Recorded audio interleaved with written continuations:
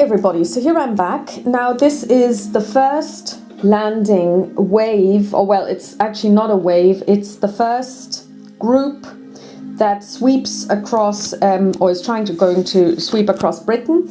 Basically, as I've said before, you place them on these little arrows depending on your scenario. So for the H scenario, which is a September, I get to place 3 6-4s and 1 supply unit. And then, and this is different from any other following wave. As you can see, there are these landing echelon areas. So this is area A. So anything that is in here on the very first turn, I need to land, and I can only land it on beach hexes. So this would be a row of beach hexes, and I can put as many as 2 plus 1 supply unit in one landing hex.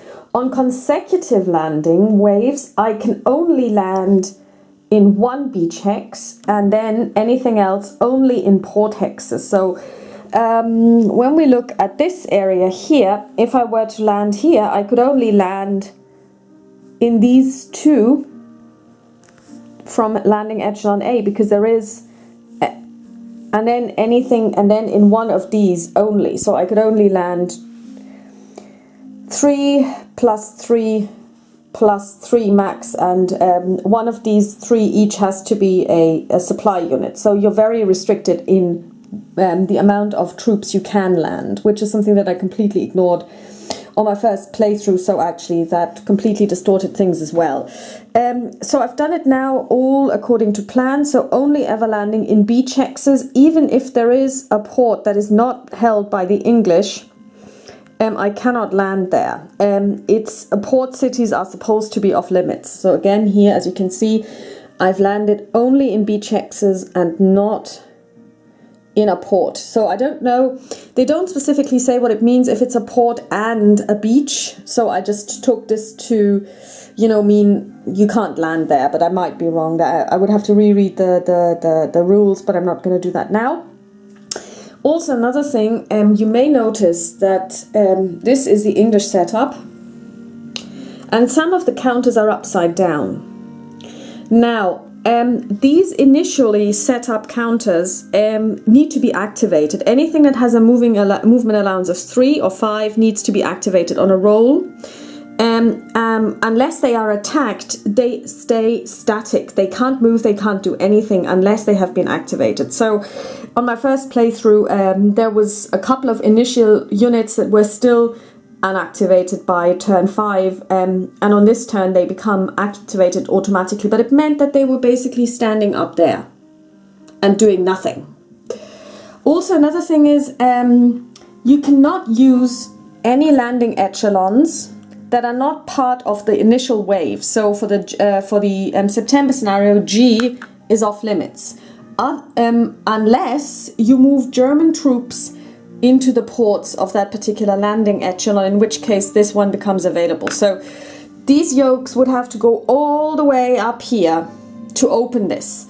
I'm not seeing them do this, but God knows, maybe I will. So this is now the first setup. I have done the weather phase. Well, it's not happening on this first turn. Landing phase is done. Reinforcements, there are none. Everybody is in supply. Now we have air attacks. I have 15 airplanes. And what I'm going to do is I'm going to just try and do some air interdiction here. 5 planes max, because you don't get any benefits for getting any more planes. Air unit 5 plus, I roll a 2, so this group is now disrupted, which is really cool. I'm also going to disrupt this one here, and I am successful. Very good. And last but not least, this one over here as well. 4 or 5 on 5. Yeah, that's also disrupted. So because I will attack. So we will see how that then goes. Okay, so I'll let you know how we progress.